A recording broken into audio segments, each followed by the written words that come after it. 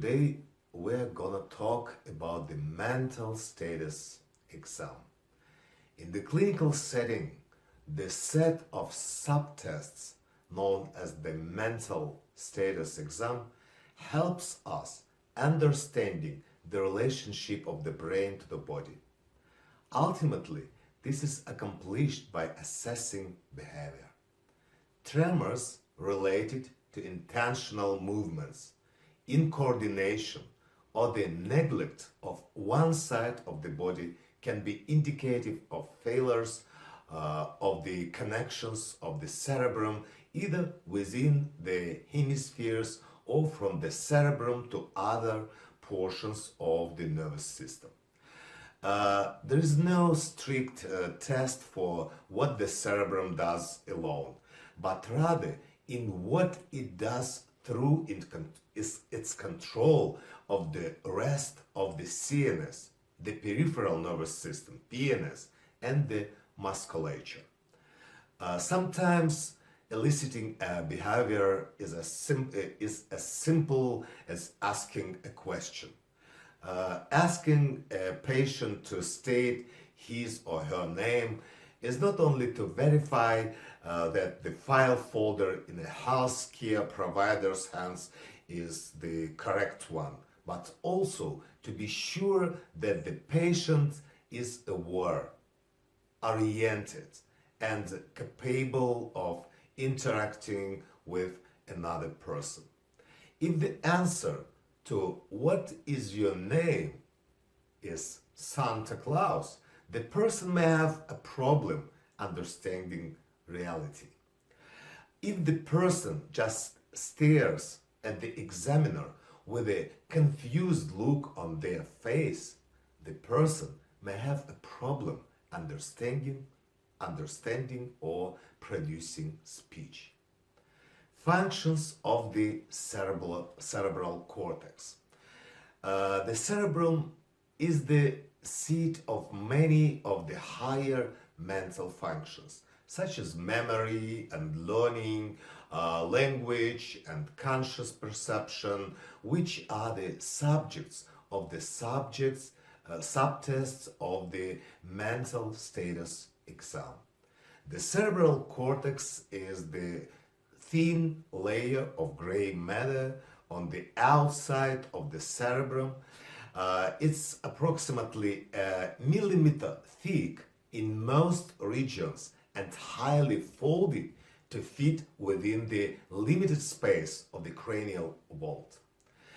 These higher functions are distributed across various regions of the cortex, and specific locations can be said to be responsible for particular functions. There is a limited set of regions, for example, that are involved in language function, and they can be subdivided on the basis of the particular part of language function that each governs. The basis for parceling out areas of the cortex and attributing them to various functions has its root in pure anatomical underpinnings. The German neurologist and histologist Corbinian Brodmann, who made a careful study of the cytoarchitecture of the cerebrum around the turn of the 19th century, described approximately 50 regions of the cortex that differed enough from each other to be considered separate areas. Brodmann made preparations of many different regions of the cerebral cortex to view with a microscope. He compared the size, shape, and number of neurons to find anatomical differences in the various parts of the cerebral cortex. Continued investigation into these anatomical areas over the subsequent 100 or more years has demonstrated a strong correlation between the structures and the functions attributed to those structures. For example, the first three areas in Brodmann's list, which are in the post-central gyrus, compose the primary somatosensory cortex. Within this area, finer separation can be made on the basis of the concept of the sensory homunculus, as well as the different submodalities of somatosensation, such as touch, vibration, pain, temperature, or proprioception. Today, we more frequently refer to these regions by their function. Primary sensory cortex, for example. Then by the number Brodmann assigned to them. But in some situations, the use of Brodmann numbers persists. Area 17, as Brodmann described, it is also known as the primary visual cortex. Adjacent to that are areas 18 and 19, which constitute subsequent regions of visual processing. Area 22 is the primary auditory cortex, and it is followed by Area 23, which further processes auditory information. Area 4 is the primary motor cortex in the precentral gyrus, whereas Area 6 is the premotor cortex. These areas suggest some specialization within the cortex for functional processing, both in sensory and motor regions. The fact that Brodmann's areas correlate so closely to functional localization in the cerebral cortex demonstrates the strong link between structure and function in these regions. Areas 1, 2, 3, 4, 17, and 22 are each described as primary cortical areas. The adjoining regions are each referred to as association areas. Primary areas are where sensory information is initially received from the thalamus for conscious perception, or in the case of the primary motor cortex, where the sending commands are sent down to the brain, to the brainstem or spinal cord to execute movements. A number of other regions which extend beyond these primary or association areas of the cortex are referred to as integrative areas. These areas are found in the spaces between the domains for particular sensory or motor functions, and they integrate multisensory information or process sensory or motor information in more complex ways. Consider, for example, the posterior parietal cortex that lies between the somatosensory cortex and visual cortex regions. This has been ascribed to the coordination of visual and motor functions, such as reaching to pick up a glass. The somatosensory function that would be part of this is the proprioceptive feedback from moving the arm and the hand. The weight of the glass, based on what it contains, will influence how those movements are executed.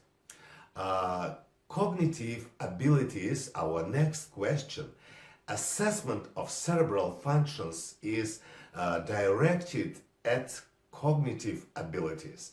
The abilities assessed through the mental status exam can be separated into 4 groups: orientation and memory first, language and speech, sensorium, and judgment and abstract reasoning. First is orientation and memory. Orientation is the patient's awareness of his or her immediate circumstances. It's awareness of time, not in terms of the clock, but of the date and what is occurring around the patient. It's awareness of place such that a patient should know where he or she is and why. It's also awareness of who the patient is, recognizing personal identify and being able to relate that to the examiner. The initial tests of orientation are based on the questions. Do you know what the date is? Or do you know where you are? Or what's your name? Etc. Further understanding of a patient's awareness of orientation can come from questions that address remote memories, such as who is the President of the United States? Who is the President of Kazakhstan? Or asking what happened on a specific date? Who is the President of India? There are also specific tasks to address memory. One is the 3-word recall test. The patient is given 3 words to recall, such as book, clock, and shovel, for example. After a short interval, during which other parts of the interview continue, the patient is asked to recall the 3 words. Other tasks that access memory, aside from those related to orientation, have the patient recite the month of the year in reverse order to avoid the overload sequence and focus on the memory of the month in an order, or to spell common words backwards, or to recite a list of numbers back. Memory is largely a function of the temporal lobe, along which structures beneath the cerebral cortex, such as the hippocampus and the amygdala. The storage of memory requires these structures of the medial temporal lobe. A famous case of a man who had both medial temporal lobes removed to treat intractable epilepsy provided insight into the relationship between the structures of the brain and the function of memory.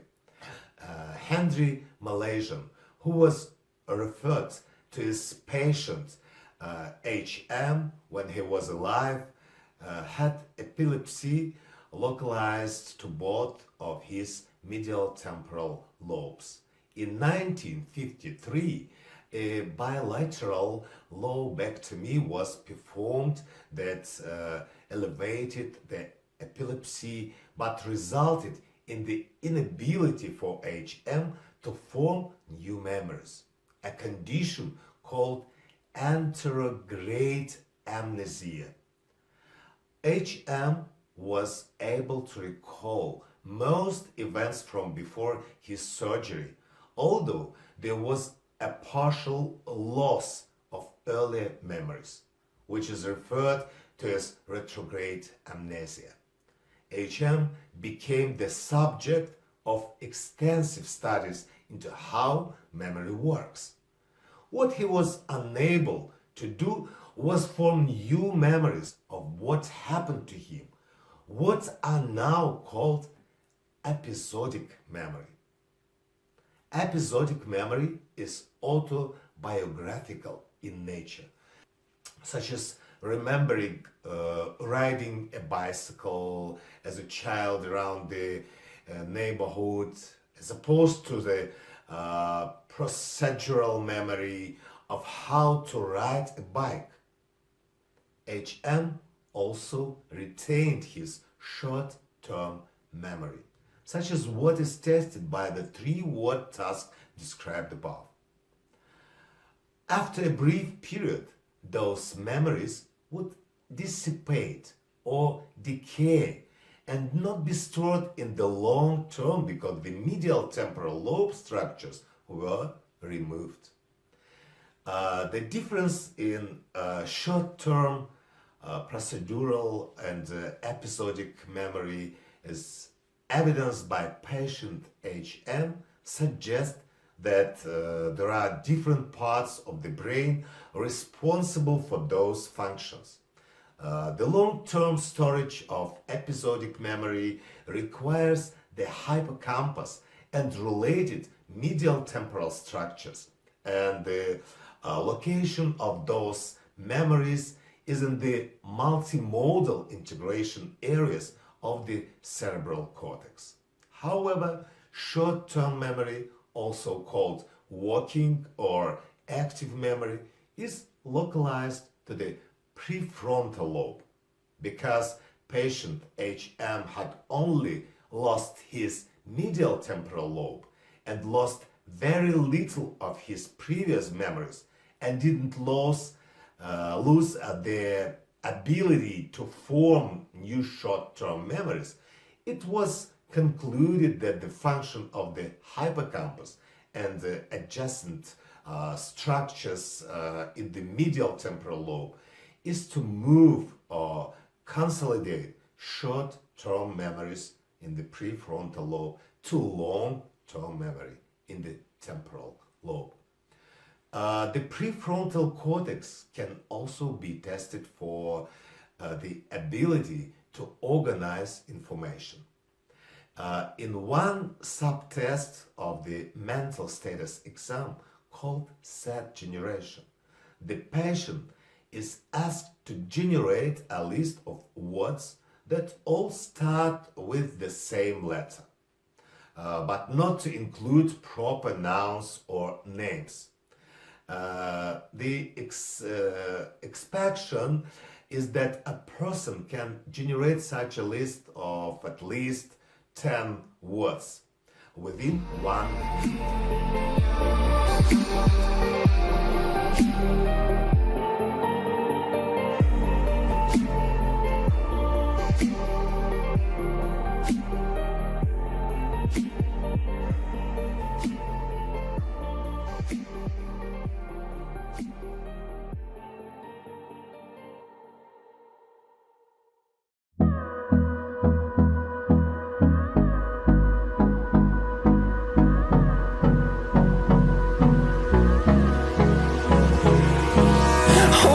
Close till I get up.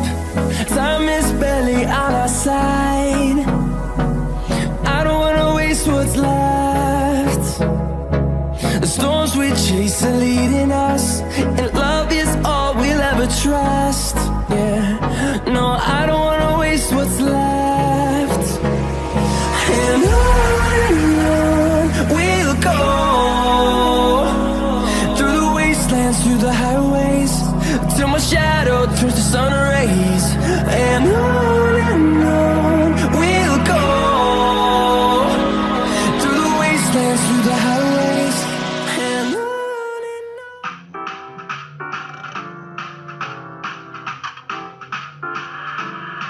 The cerebral cortex is the center of our consciousness. It constitutes 2/3 of the weight of the brain. Our consciousness is coded by neuron cells. These neurons are in constant operation. Even in our sleep, they work and pulsate. That is, we think. Even then, our brain searches for answers to various problems. Neurons store images, scents, and sounds in our brain. That is, everything we have ever experienced or thought. The right side of the brain is responsible for sensitivity, for the actual images of the outside world, for the recognition of patterns, and for the formation of creative thoughts. The left side of the brain deals with numbers, words, and critical thinking. Why don't we compare the capacity of our brain with that of a computer for a second? Every connection between neurons is an equivalent to 1 bit of information. The average number of neurons found in a human brain is 100 billion, between which the number of connections can reach 100 trillion. This means 10 to the 15th power bits of information, which digitally, in a text format, translates to 20 million books.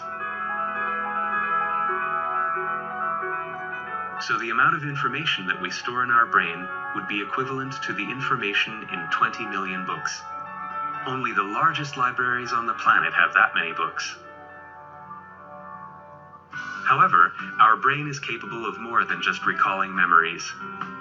It is capable of comparison, synthesis, analysis, and abstraction. The simplest thought, like that of the concept of the number 1, requires complex logical support. The brain uses its own linguistic system to understand the world, though we never actually witness the machinery of logical analysis in action, only its results. Dear students, our next topic is language and speech. Language is a very human aspect of neurological function. There are certainly strides being made in understanding communication in other species, but much of what makes the human experience seemingly unique is its basis in language. Any understanding of our species is necessarily reflective, as suggested by the question, "What am I?" And the fundamental answer to this question is suggested by the famous quotes by René Descartes, "Cogito ergo sum," or "Cogito ergo sum," translated from Latin as "I think, therefore I am." Formulating an understanding of yourself is largely describing who you are to yourself. It's a confusing topic to delve into, but a language is certainly at the core of what it means to be self-aware. The neurological exam has 2 specific subtests that address language. One measures the ability of the patient to understand language by asking them to follow a set of instructions to perform an action, such as touch your right finger to your left elbow and then to your right knee, for example. Another subtest assesses the fluency and coherency of language by having the patient generate descriptions of objects or scenes depicted in drawings, and by reciting sentences or explaining written passage. Language, however, is important in so many ways in the neurological exam. The patient needs to know what to do, whether it's as simple as explaining how the knee-jerk reflex is going to be performed, or asking a question such as, "What's your name?" Often language deficits can be determined without specific subtests. If a person cannot reply to a question properly, there may be a problem with the reception of language. An important example of multimodal integrative areas is associated with language function. Adjustment to the auditory association cortex at the end of the lateral sulcus, just anterior to the visual cortex, is Wernicke's area. In the lateral aspect of the frontal lobe, just anterior to the region of the motor cortex associated with the head and the neck, is Broca's area. An important example of multimodal integrative areas is associated with language function.